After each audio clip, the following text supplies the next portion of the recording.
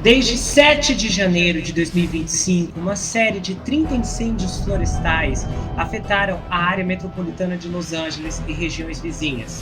Até 16 de janeiro, os incêndios florestais tiraram a vida de pelo menos 27 pessoas e forçaram mais de 200 mil a evacuar seus lares. Mas agora, uma nova investigação desaba sob a liderança dos bombeiros.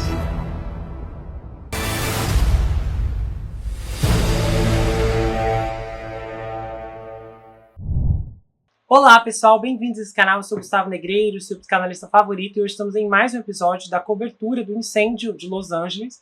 Lembrando que ao longo dessa semana, todos os dias até domingo, teremos episódios narrando essa série de desastres, e especificamente cada episódio eu estou trazendo pontos de histórias relacionadas ao desespero das vítimas, de pessoas que não resistiram, e também investigações que já estão ocorrendo e apontam para um cenário dificilmente compreensível, que deixam ainda mais misterioso as circunstâncias que iniciaram esse incêndio.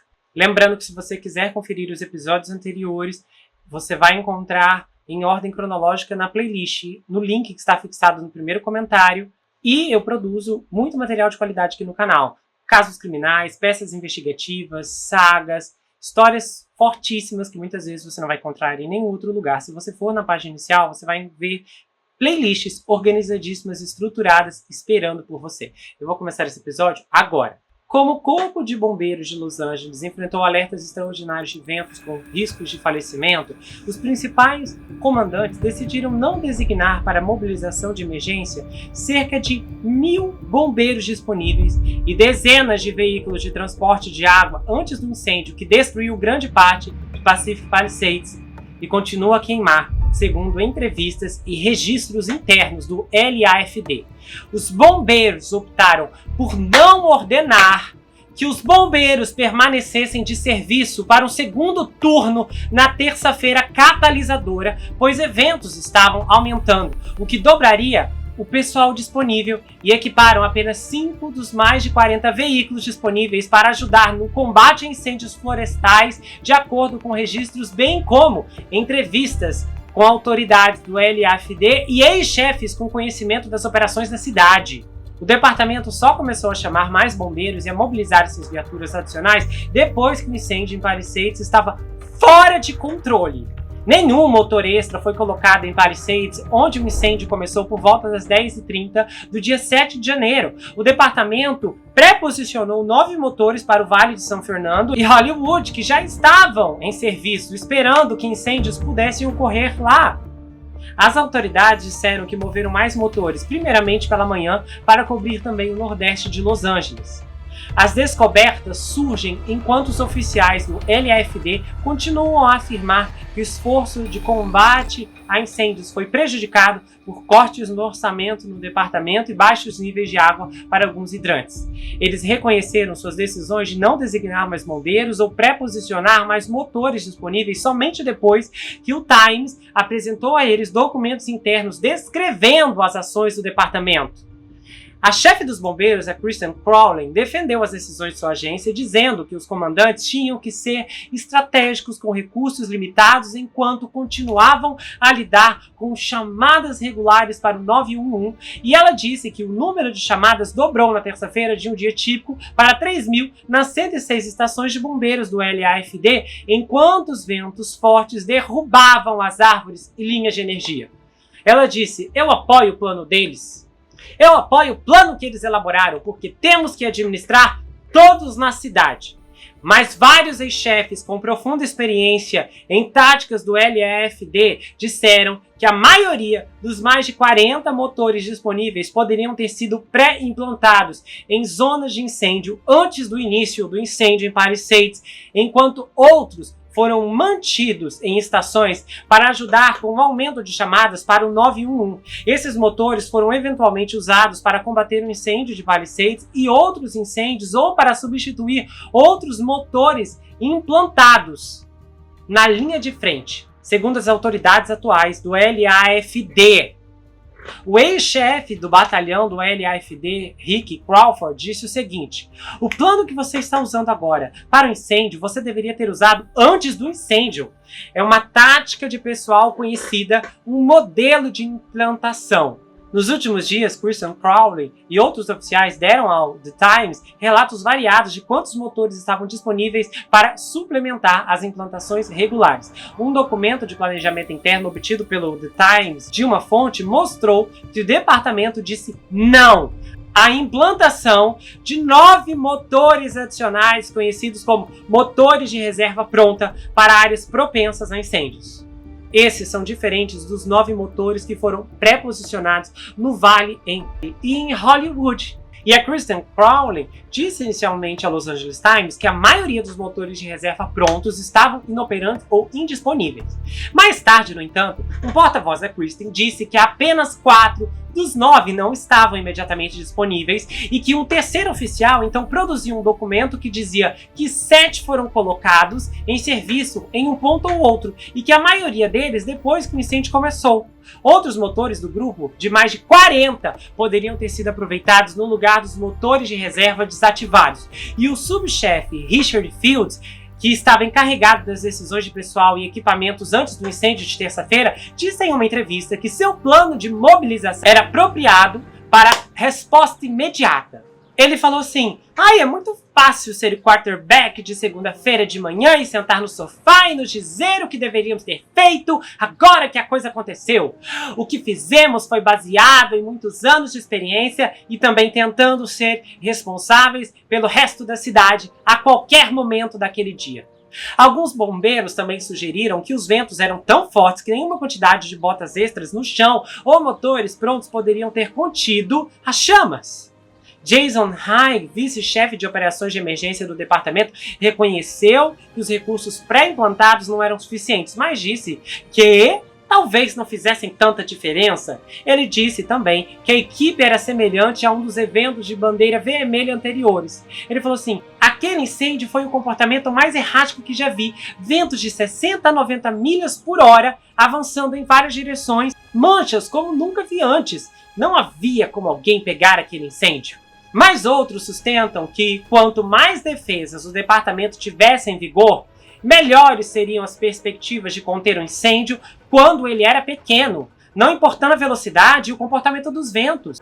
Eles citaram inclusive uma publicação de operações do LAFD que afirma o seguinte: nossa resposta de primeiro alarme a arbustos é baseada em um conceito de acerte forte e rápido. Se for um dia de alto risco, as companhias de incêndio serão pré-implantadas. O Rick Crawford, que agora é coordenador de gerenciamento de emergência e crise do Capitólio dos Estados Unidos, diz o seguinte: todo incêndio começa do tamanho de uma cabeça de fósforo. Ele trabalhou em uma série de grandes incêndios florestais, incluindo o enorme incêndio Camp de 2018 no norte da Califórnia durante seus 33 anos no LAFD. Em resposta ao alerta de vento da semana passada, o Rick Crawford diz que teria ordenado que o turno de saída de cerca de 1.000 bombeiros permanecesse em serviço naquela terça-feira, uma medida conhecida como recall limitado, quando um segundo turno começa. O departamento é composto por 3 turnos de 24 horas, ou pelotões de bombeiros, e um recall limitado permite que os comandantes preencham as necessidades de pessoal de emergência, incluindo motores disponíveis sem ter que depender de bombeiros retornando ao serviço voluntariamente. Recalls limitados foram empregados em outras grandes conflagrações e podem ser impostos antes ou depois de um incêndio começar. O Rick e outros oficiais disseram que preocupações sobre o custo de recall, incluindo o pagamento de horas extras, às vezes fazem os comandantes hesitarem em ordenar um. Independentemente do custo, o Rick disse que ele teria montado pelo menos 25 dos mais de 40 motores disponíveis em estações mais próximas das encostas, incluindo em Palisades, conhecidos internamente como motores da série 200. Eles são idênticos a outros motores e colocados pela cidade, geralmente pareados com caminhões de gancho e escada que não transportam água. Em situações não emergenciais, eles são operados por um único engenheiro. Quando necessários para incêndios florestais, eles transportam 4 bombeiros. Você teria uma chance melhor de obter um resultado melhor se tivesse implantado esses motores. Você se dá a melhor chance de minimizar o tamanho do incêndio. Se você fizer isso, você tem a capacidade de dizer: Eu joguei tudo nele desde o início. Isso não aconteceu aqui.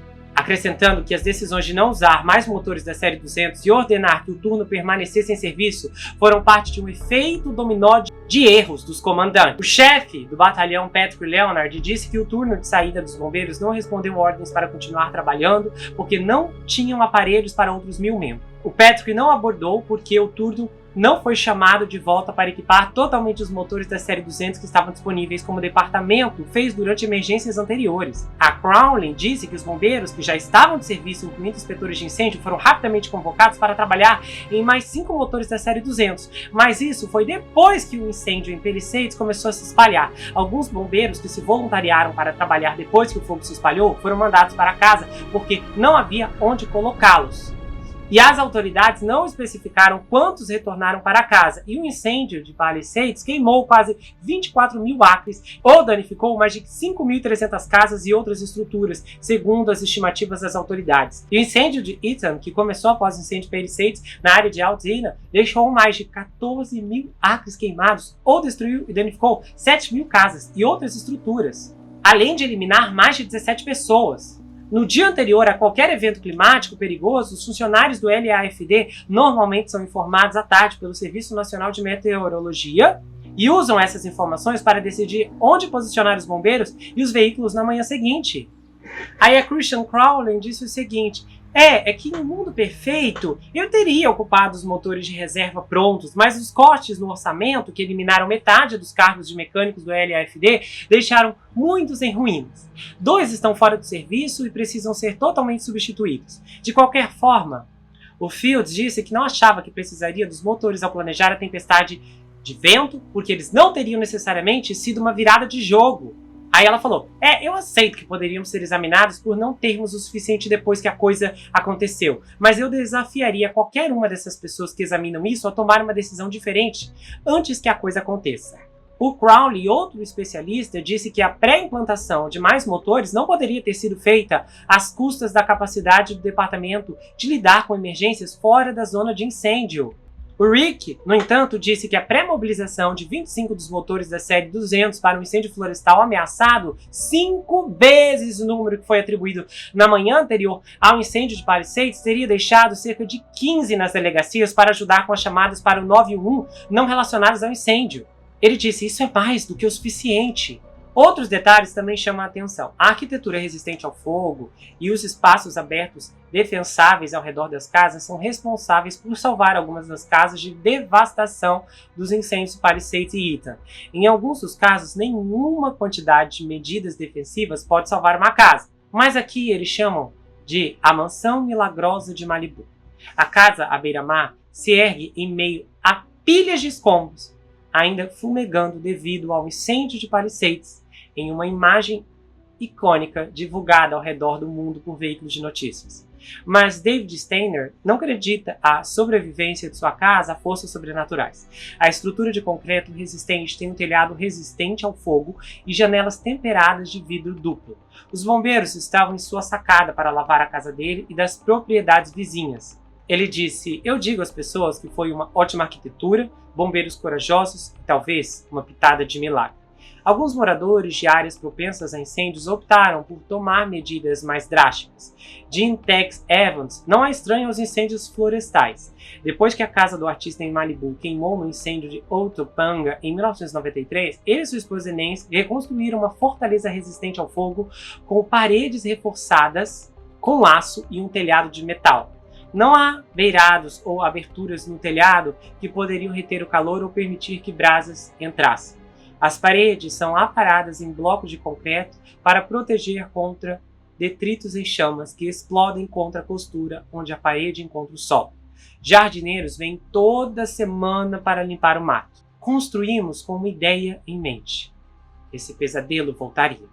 Isso se tornou realidade na semana retrasada, quando o incêndio de Palisades tomou conta de sua rua ao longo de um cânion arborizado. O fogo queimou o quintal do Evans e destruiu muitas das casas de seus vizinhos, mas a dele sobreviveu. Isso apesar do fato que os bombeiros não conseguiram conter as chamas na área, deixando o fogo se alastrar sem controle. Ele falou assim: se você for fazer uma análise da cena do crime, parece que o fogo aproveitou tudo o que conseguiu. Cada pequeno arbusto no quintal está queimado. Mas ele não conseguiu entrar na casa e disse: não há nada para pegar. Mas ele não conseguiu entrar na casa. Não há nada para ele pegar. Às vezes, porém, nenhuma quantidade de medidas preventivas pode salvar uma casa. Em 2019, Steve Hughes e sua esposa gastaram $75 mil em um sistema de supressão de incêndio para sua casa na Anoka Drive, em Pacific Palisades. O sistema ostentava detectores de calor e chamas retardando o fogo e um sistema de sprinklers de 2.500 galões para encharcar a propriedade e umidificar o ar por 1 hora e a autonomia da rede elétrica. A casa queimou de qualquer forma. Alguns sprinklers estavam entupidos e em um momento ele caiu na estrada de sua garagem com um retardante. Mas o Steve diz que a posição da casa na borda de um canyon, exposta a chamas subindo a colina, simplesmente provou ser demais para suas defesas. Outro motivo, outras casas em chamas que expeliram brasas incandescentes de plástico, tecido e outros materiais no vento, espalhando chamas da casa em casa. E até mesmo a casa de um vizinho endurecido por concreto queimou.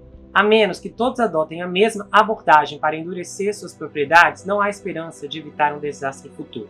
Imunidade comunitária. É como uma corrente, o elo mais fraco, ele disse. Nossos bairros teriam a mesma aparência, mas não sou contra. Todos eles têm a mesma aparência agora. Cinzas. Miriam Schulman, uma das vizinhas do Hughes, disse que sua casa foi poupada. Ela acredita que medidas que tomou, que incluíam novas saídas de ar resistentes e brasas, além de pintura dos beirados, facilitou o processo. Ela falou: sabe, a casa estava apertada como um tambor. Embora ela esteja confiante de que suas correções fizeram truque. Ela também diz que uma mulher que postou sobre os incêndios nas redes sociais defendeu sua casa com uma mangueira e um vizinho ficou para trás no fim de semana defendendo-a, e as outras duas que permaneceram na rua. Yussi disse que pelo menos uma dessas casas não era reforçada para incêndios florestais, aumentando o enigma de por que algumas casas queimaram e outras não. Arthur Coleman não consegue explicar por que sua casa em Altena resistiu ao incêndio de Ethan, que destruiu praticamente todo o seu bairro junto com sua garagem. Ele falou: o calor quebrou algumas janelas junto com a lateral da casa, e o telhado provavelmente está comprometido, mas a estrutura em si permanece incongruente em meio aos restos enegrecidos do resto do quarteirão e mais móveis e outros itens dentro intocados. Desde que o engenheiro comprou a casa de 1950, há uma década, a única melhoria que ele fez foi pintar seu exterior. Ele disse: nós não tentamos protegê-la. Então, como ela foi protegida, está além da minha compreensão. Um relatório preliminar de um Instituto de Negócios e Segurança do Home Safer chama os incêndios de Palisades e Ethan de um cenário de conflagração do pior caso clássico, no qual ventos voláteis se alinharam com estradas principais, empurrando chamas ao longo de sebes e cercas de privacidade que conectavam propriedades. A maioria delas foi construída antes que os códigos fossem atualizados para exigir recursos de resiliência ao fogo, segundo observado por um relatório. Ian Vella, uma cientista de incêndios da Universidade da Califórnia, disse que algumas das casas poupadas estavam escondidas das correntes de vento predominantes para que as brasas não as atingissem. Algumas dessas propriedades, ainda de pé, têm as caixas de papelão que sobraram dos feriados. Aguardando coleta de reciclagem intocados, ele está em campo estudando por que algumas casas resistiram aos incêndios de Palisades e Ethan. Em outras situações em que havia materiais combustíveis perto de casas, as brasas provavelmente incendiaram esses materiais e criaram um foco de incêndio, ou entraram em janelas ou aberturas de ventilação aberta. O que o Vella viu até agora é consistente com outros incêndios florestais que atingiram áreas construídas. O incêndio de Lehane, Mayu, ou o incêndio de Marshall perto de Boulder, Colorado, ou o incêndio de Camp Parasite e o incêndio de Tubbs, em Santa Rosa. Ele falou assim: nós não lutamos contra terremotos, mas os mitigamos. Prendemos aquecedores de água em paredes, endurecemos estruturas. Incêndios florestais não são tão diferentes, na verdade. Agora, um outro elemento que chateou muitas pessoas foi que uma casa em Pacific Palisades, que sobreviveu por pouco ao incêndio que devastou a comunidade, foi seriamente danificada por um deslizamento de terra na última semana. Fotos dos destroços mostraram a casa unifamiliar completamente dividida ao meio. A casa de quase 1.000 pés quadrados foi listada para alugar no Zillow no ano passado. Barron Kirkwood, que foi contratado para fornecer segurança para as casas que sobreviveram ao incêndio, disse que o deslizamento de terra provavelmente se originou de uma casa localizada logo acima. Ele falou: "Isso é devastador, eu não percebi que era tão ruim. Eu não vi as notícias, saí aqui e olhei e não me ocorreu até agora. Sabe, isso é um grande problema."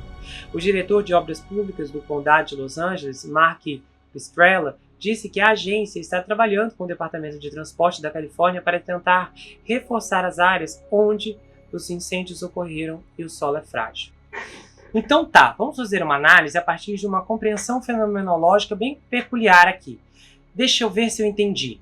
Primeiro, a prefeita Karen Bass tomou uma série de decisões que curiosamente facilitaram a expansão do incêndio, e agora descobrimos que os principais líderes do sistema de segurança, dos bombeiros e etc., optaram pelos caminhos mais fracos ou privaram a comunidade de mais esforços por exatamente quais motivos?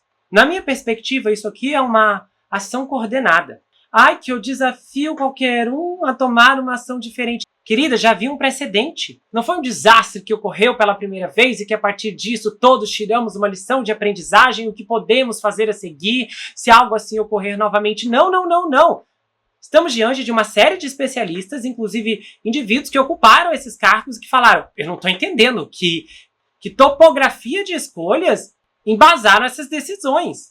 Sem contar as contradições. Primeiro, tinha só um número, depois tinha outro, depois... é que mesmo se a gente colocasse não faria diferença. Quem é você para decidir se faz diferença ou não? A obrigação dessas unidades de emergência está inegavelmente relacionada ao ato de servir, de atender às demandas da população. Se uma pessoa chama a polícia porque diz que um ladrão invadiu sua casa, a atendente do 911 não vai dizer: "Ai, querida, não vai dar tempo não, viu? Simplesmente ele vai te pegar. Quando a polícia chegar aí já vai ser tarde." Essa decisão não cabe à atendente ou qualquer policial tomar. Eles simplesmente vão. É basicamente isso que ela está dizendo. Acho que não faria muita diferença, então a gente não foi. Essas respostas não são normais e configuram mais pontos extremamente berrantes nessa catástrofe aqui. Eu não sei se a Christian vai conseguir se esconder por trás do horror da prefeita, mas com certeza a prefeita não tem que cair sozinha. Essas pessoas precisam ir junto. E para ser sincero, se o sistema lá não fosse voltado para protegê-los, uma investigação minuciosa sob a perspectiva de uma lupa deveria entrar em ação imediatamente. E essas pessoas teriam que ser levadas no tribunal para tentar explicar por que fizeram essas escolhas contraproducentes e responder a grande pergunta: vocês estavam seguindo ordens de quem? Difícil imaginar que a verdade desse desastre todo vai ser revelado aos olhos do público para todo mundo ver. Mas o que é certo é que elementos configurativos dos propulsores dessa calamidade não estão resistindo às desculpas. E há indicadores prováveis que uma verdade muito pior ainda pode vir à tona.